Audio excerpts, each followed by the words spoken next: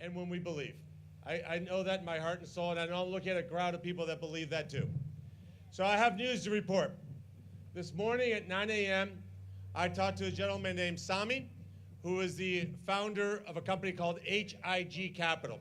HIG Capital purchased Pixel approximately 3 years ago this month. I talked to him, I expressed to him that this is a mill that started 213 years ago, survived the Civil War, survived World War I, survived the Great Depression, survived World War II, and it has to be able to survive a private equity company.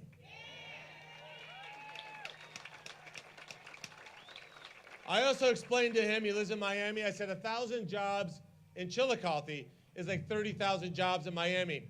What would happen if you shut down a company with 30,000 employees where you live, in your own community, where you had to look at those family members in the face and know that you devastated them on Holy Week, and that on Easter Sunday, rather than celebrating, that you had to talk to your family and explain to them what could come of not having a job, not having a place to go to work, not being able to provide for your family, where you did nothing wrong. You woke up every morning, you went to work, and you did the best you could. And as I walked around this crowd today, and I heard of some of the conditions in which you've had to work, they're completely and utterly unacceptable. So here's where we are. After that call, Sami called me back about 45 minutes later as I was enjoying a wonderful donut over at Krispy Kreme. I had to say I'm sorry to RFK Jr. and say, well, look, I need a donut. What can I do? He called me and he said the following. They're going to announce today that they are suspending the closure of the meeting. That suspension through the end of this year gives us the time that we need. And I say we, every single one of us. This is a team sport. This means the city, the county, the state, and the federal government are going to work diligently with urgency over the next 8 months. And let me tell you what we're going to work on. We're going to find a company that's willing to come to Chillicothe to invest in people first. Invest in the people who bust their, you know what, butt over there. Number two, to invest in capital. Put in the equipment necessary to be successful. And the end, now, I don't know that we get there. Maybe we do, maybe we don't.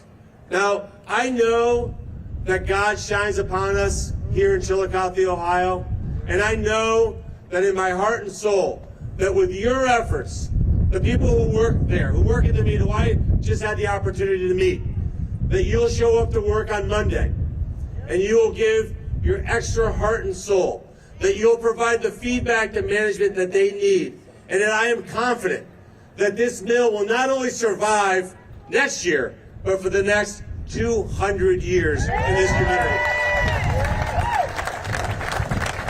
This has turned from a day that could have been a day of despair.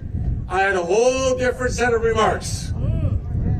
And the inevitability that it wasn't going to be this news. Believe me, I would have had to go to church and confess my sins for the speech I was going to give. It would have been very different. But I think today is a day of hope.